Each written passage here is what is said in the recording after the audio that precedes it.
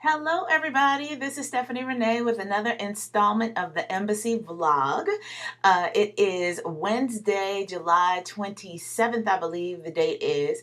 And it's been kind of a quiet week on the camera front because it had been so hot last week that I decided to focus most of my energies on doing research. And technically, that has proven very fruitful.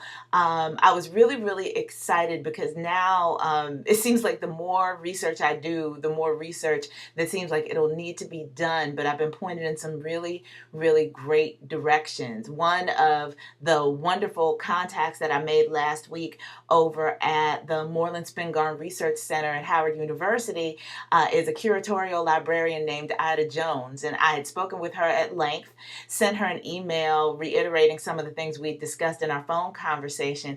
And then, as things in my life tend to be, it became a very cyclical kind of conversation because some of the research places that she pointed me to that might prove fruitful for what I'm doing led me right back to Howard University, because one of the things that I was not aware of about JRL Diggs' life is that he served as a professor of French at Howard.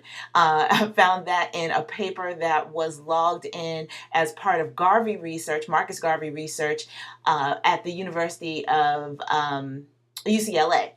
They have a whole research project about Marcus Garvey. And because JRL Diggs married Marcus Garvey and his second wife, Amy Jacques, I was led there. And like I say, a paper that I found there told me that he was professor of French at Howard University in 1918, which was something that I previously was unaware of.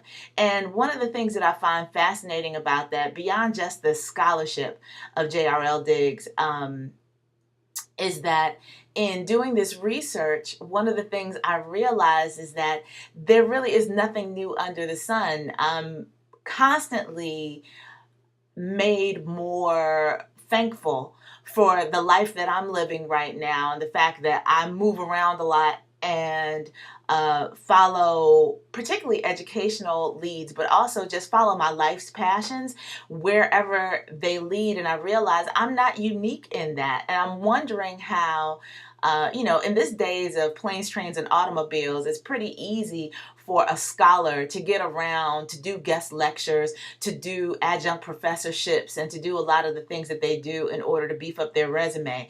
But I'm thinking my uncle was doing all this traveling back and forth, moving his family from Richmond to Kentucky to Baltimore, DC, everywhere that they went, and still maintaining such an active membership in all of these civil rights organizations to which he was very committed and passionate about, in a time where there was no MARC train between Baltimore and DC. There was no heavy usage of automobiles at that point.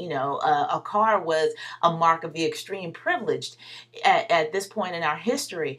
And so to think that he was pastoring a church in Baltimore, working back and forth in New York as the national chaplain for UNIA, and also serving as a professor of French at Howard all at the same time is really awe-inspiring for me. And so, the little bit of complaining that I might do about moving around, and I don't have a wife and 5 kids, so I'm just really thankful that that my uncle set a bit of a precedent in terms of what is possible when you follow your passions and live a life that is pleasing both to the Creator and to you.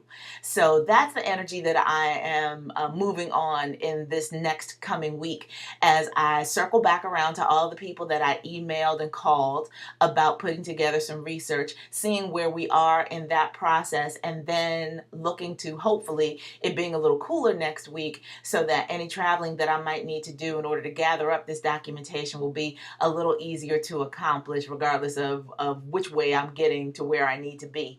So that's the latest update. As always, you can stay in tune with what's happening with this film project by going to our blog, which is www.the-embassy.info. And I promise that I will keep you updated as best I can when there's something new to share. So thank you, as always, for checking in, and peace.